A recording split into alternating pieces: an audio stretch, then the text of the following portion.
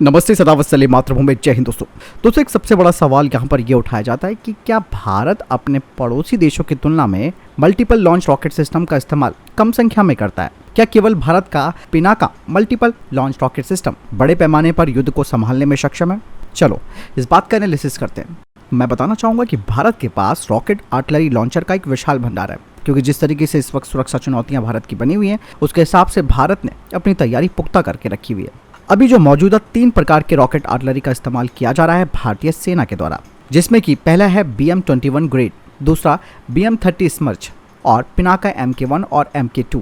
दोस्तों भारत के पास उन्नत BM-21 ग्रेड मौजूद है, जिसकी स्ट्राइक रेंज की अगर बात की जाए तो ये 40 किलोमीटर के लक्ष्य को भेज सकती है।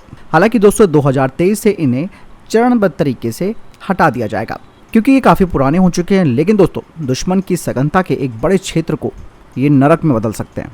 भारत के पास BM-30 स्मर्च की 162 बैटरियाँ हैं, यानी कि 162 बैटरीज, और हर बैटरी में 6 लॉन्चर होते हैं, जो कि कुल 972 लॉन्चरों को जोड़ते हैं। इसे स्वदेशी अशोका लीलैंड ट्रकों पर माउंट किया गया है। दोस्तों 2012 से ऑर्डिनेंस फैक्ट्री बोर्ड स्मर्च के लिए 70 से 90 किलोमीटर की स्ट्राइक रेंज वाले रॉकेट का निर्माण भी कर रही है। दोस्तों भारत के पास इसके अलावा 50 किलोमीटर स्ट्राइक रेंज के साथ पिनाका MK1 के 280 लॉन्चर और 90 किलोमीटर स्ट्राइक रेंज के साथ पिनाका MK2 के 68 यानी कि 68 लॉन्चर्स हैं।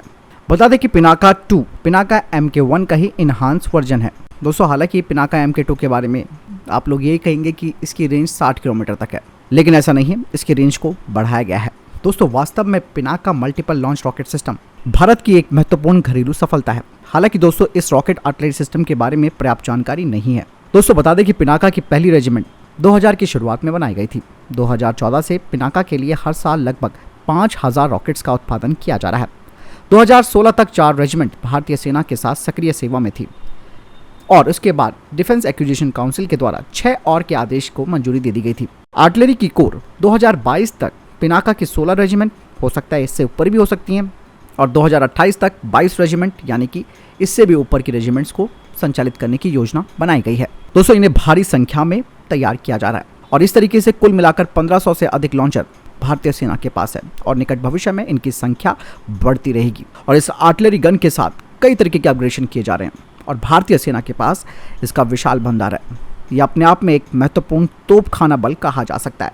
हालांकि दोस्तों यहाँ पर मैं आपको एक बात और बताना चाहूँगा कि भले ही मल्टीपल लॉन्च रॉकेट सिस्टम का एक अपना महत्व है, लेकिन अब धीरे धीरे ये टेक्नोलॉजी पुरानी होती जा रही है, क्योंकि अब इन सब की जगह लॉइटरिंग ड्रोन्स आ गए हैं, जो सटीकता के साथ अपने लक्ष्य को भेज सकते हैं। और भारत की कई घरेलू कंपनियां लॉइटरिंग ड्रोन्स पर भी काम कर रही है, क्योंकि दोस्तों ये केवल कुछ रॉकेट्स का इस्तेमाल करके सटीक बमबारी कर सकते हैं। हालांकि पिनाका MK2 भी सटीक बमबारी करने में सक्षम है। दोस्तों यहाँ पे एक और सबसे बड़ी बात यह है कि भारत का जो टेरेन है, खासकर की जो हमारी जो सीमाएं हैं जो दुश्मनों के साथ लगती हैं, वो पर्वतीय क्षेत्र वाली हैं, और ऐसे में दोस्तों मल्टीपल लॉन्च रॉकेट सिस्टम की आवश्यकता को नकारा नहीं जा सकता है। और यही वजह है कि भारत पर्वतीय युद्ध के लिए 4x4 ट्रक पर लगे 25 किलोमीटर रेंज के सटीक रॉकेट को विकसित करने पर भी काम कर रहा है। तो आपने कुल मिलाकर जाना कि ऐसा नहीं है जो ये कहा जाता है कि दुश्मनों के मुकाबले हमारे मल्टीपल लॉन्च रॉकेट सिस्टम कम है, क्योंकि दोस्तों एक आवश्यक स्टॉक और एक सुनिश्चित मात्रा में आपके पास सिस्टम्स होने चाहिए, जिसमें कि बैकअप भी होता है। अगर हम बात करते हैं चाइना की, तो चाइना अपने आप में एक विशाल देश है, और उसके आसपास उसका एक नहीं बल्कि कई दुश्मन है। पाकिस्तान की हम यहाँ पर बात नहीं करेंगे, वो तो यहाँ पर कहीं पर टिकता नहीं है, लेकिन फिर भी तैयारियाँ हमें दोनों तरफ से रखनी पड़ती हैं। ऐसे में ये सवाल उठता ही नहीं है कि भारत के पास पड़ोसियों के मुकाबले मल्टीपल लॉन्च रॉकेट सिस्टम की कमी है या उनसे कम है। और लगातार आपने देखा होगा कि इन सिस्टमों को अपग्रेड किया जा रहा है, इनकी रेंज बढ़ाई जा रही है, एमुनिशन तैयार किया जा रहा है। इससे अधिक क्या चाहिए? बाकी बात तो सब युद्ध के समय तय होती है, जहाँ पर केवल हथियार ही नहीं बल्कि जज्बा देखा जाता है, अनुभव देखा जाता है, और बहुत कुछ। आपको क्या लगता है इस पूरे सिनेरियो के बारे में? कमेंट सेक्शन में लिखकर जरूर बताएं। मिलता हूं नई जानकारी के साथ। चैनल जरूर सब्सक्राइब कीजिएगा। जय हिंद, वंदे मातरम।